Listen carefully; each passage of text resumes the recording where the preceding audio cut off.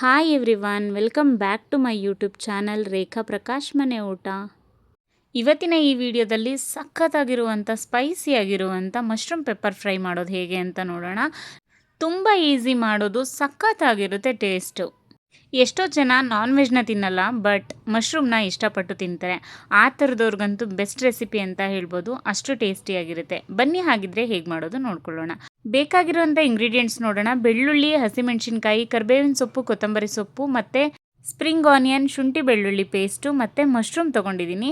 ಅದ್ರ ಜೊತೆಗೆ garam masala, pepper powder, chaat masala ಮತ್ತು ಸ್ವಲ್ಪ ಅರಿಶಿನ, ರುಚಿಗೆ ತಕ್ಕಷ್ಟು ಉಪ್ಪು. ಫ್ರೈ ಮಾಡೋಕ್ಕೆ ಸ್ವಲ್ಪ ಎಣ್ಣೆ ಸಾಕಾಗುತ್ತೆ. ಇವಾಗ ಒಂದು ಫ್ರೈಯಿಂಗ್ ಪ್ಯಾನ್ ಇಟ್ಕೊಂಡಿದ್ದೀನಿ. ಅದು ಬಿಸಿ ಆದ ನಂತರ ಸ್ವಲ್ಪ ಎಣ್ಣೆನ ಹಾಕ್ಕೊಂಡು ಕಾಯಕ್ಕೆ ಬಿಡ್ತೀನಿ. ಎಣ್ಣೆ ಬಿಸಿ ಆದ ನಂತರ ಹಸಿಮೆಣ್ಸಿನ್ಕಾಯಿ ಹಾಕ್ಕೊಂಡು ಲೈಟಾಗೆ ಬಾಡಿಸ್ಕೊತಾ ಇದ್ದೀನಿ. ಆಮೇಲೆ ಬೆಳ್ಳುಳ್ಳಿನ ಹಾಕೋಬೇಕಾಗುತ್ತೆ. ಬೆಳ್ಳುಳ್ಳಿ ಸಣ್ಣದಾಗಿ ಚಾಪ್ ಮಾಡಿ ತೊಗೊಳ್ಳಿ. ನಾನು ಹೇಳಿದಾಗೆ 6ರಿಂದ 7 ಎಸ್ಳು ತೊಗೊಂಡು ಈ ಥರ ಸಣ್ಣದಾಗಿ ಹೆಚ್ಕೊಂಡಿದ್ದೀನಿ, ಸಿಪ್ಪೆ ಬಿಡಿಸ್ಬಿಟ್ಟು. ಇದು ಸ್ವಲ್ಪ ಲೈಟಾಗಿ ಫ್ರೈ ಆದಮೇಲೆ ಸ್ಪ್ರಿಂಗ್ ಆನಿಯನ್ಸ್ನ ಹಾಕೋಬೇಕು. ನಿಜವಾಗ್ಲೂ ಈ ಪೆಪ್ಪರ್ ಫ್ರೈಯಲ್ಲಿ ಒಂದು ಸ್ವಲ್ಪ ಸ್ಪೆಷಲ್ ಟೇಸ್ಟ್ನ ಕೊಡುತ್ತೆ ಅಂತ ಹೇಳ್ಬೋದು ಸ್ಪ್ರಿಂಗ್ ಆನಿಯನ್ಸ್. ನನಗಂತೂ ಫ್ಲೇವರ್ ಇಷ್ಟ ಆಗುತ್ತೆ, ಸೊ ಅದಕ್ಕೆ ನಾನು ಮಿಸ್ ಮಾಡ್ದಲೇ ಹಾಕೋತೀನಿ. ಅದನ್ನು ಲೈಟಾಗಿ ಸ್ವಲ್ಪ ಫ್ರೈ ಮಾಡಾದಮೇಲೆ ಶುಂಠಿ ಬೆಳ್ಳುಳ್ಳಿ ಪೇಸ್ಟ್ನ ಹಾಕ್ಕೊಂಡು ನೀಟಾಗಿ ಫ್ರೈ ಮಾಡಬೇಕು. ಶುಂಠಿ ಬೆಳ್ಳುಳ್ಳಿ ಪೇಸ್ಟ್ದು ರಾ ಸ್ಮೆಲ್ ಹೋಗೋವರೆಗೂ. ನಾನು ಯಾವಾಗಲೂ ಹೇಳ್ತಿರ್ತೀನಿ ನನ್ನ ವೀಡಿಯೋಸಲ್ಲಿ, ಮನೇಲೇ ಮಾಡಿರುವಂಥ ಶುಂಠಿ ಬೆಳ್ಳುಳ್ಳಿ ಪೇಸ್ಟ್ನ ಬಳಸಿ ದಯವಿಟ್ಟು. ಇವಾಗ ತೊಗೊಂಡಂಥ ಮಶ್ರೂಮ್ನ ಹಾಕೋತಾ ಇದ್ದೀನಿ. ನೀವು ನೋಡ್ತಿರೋ ಹಾಗೆ ನಾನು ಸಣ್ಣದಾಗಿ ಕಟ್ ಮಾಡ್ಕೊಂಡಿದ್ದೀನಿ, ಹಾಗೆ ಕ್ಲೀನಾಗಿ ವಾಶ್ ಮಾಡಿಕೊಂಡು ಬಳಸ್ತಾ ಇದ್ದೀನಿ.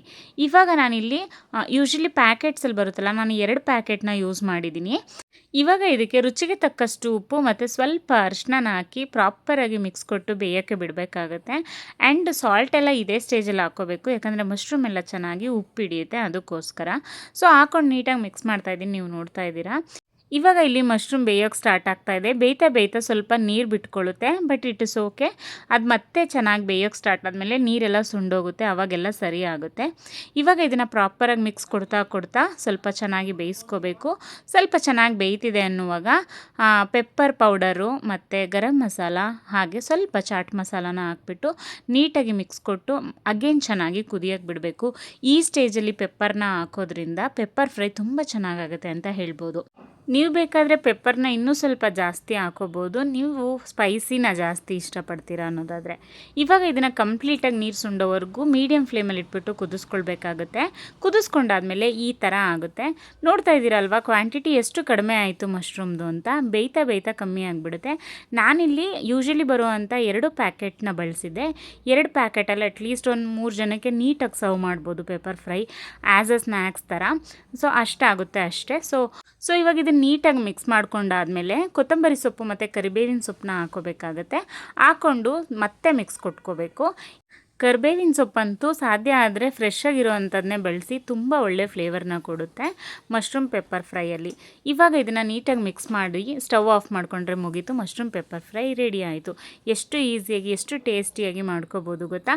ಮನೆಯಲ್ಲೇ ಈ ಥರ ಸ್ನ್ಯಾಕ್ಸು ಸ್ಪೈಸಿಯಾಗಿ ಮಾಡ್ಕೊಂಡು ತಿಂದರೆ ಎಷ್ಟು ಚೆನ್ನಾಗಿರುತ್ತೆ ಅಲ್ವಾ. ಸೊ ಇದಾಗಿತ್ತು ಇವತ್ತಿನ ಸ್ಪೆಷಲ್ ರೆಸಿಪಿ. ಯಾರೆಲ್ಲ ನನ್ನ ಚಾನಲ್ನ ಇನ್ನೂ ಸಬ್ಸ್ಕ್ರೈಬ್ ಮಾಡ್ಕೊಳ್ದಲ್ಲೇ ನೋಡ್ತಾ ಇದ್ದೀರಾ, ಪ್ಲೀಸ್ ಒಂದು ಸಬ್ಸ್ಕ್ರೈಬ್ ಮಾಡ್ಕೊಂಡು ನೋಡಿ. ಹಾಗೆ ಈ ವಿಡಿಯೋ ನಿಮ್ಗೆ ಇಷ್ಟ ಆಗಿದರೆ ದಯವಿಟ್ಟು ಲೈಕ್ ಮಾಡಿ, ಶೇರ್ ಮಾಡಿ, ಹಾಗೆ ಕಾಮೆಂಟ್ ಮಾಡಿ. ರೆಸಿಪಿನ ನೀವು ಒಂದು ಸಲ ಟ್ರೈ ಮಾಡಿ, ಖಂಡಿತ ನಿಮಗೂ ಇಷ್ಟ ಆಗುತ್ತೆ. ದಯವಿಟ್ಟು ಸಬ್ಸ್ಕ್ರೈಬ್ ಮಾಡ್ಕೊಂಡು ನೋಡಿ.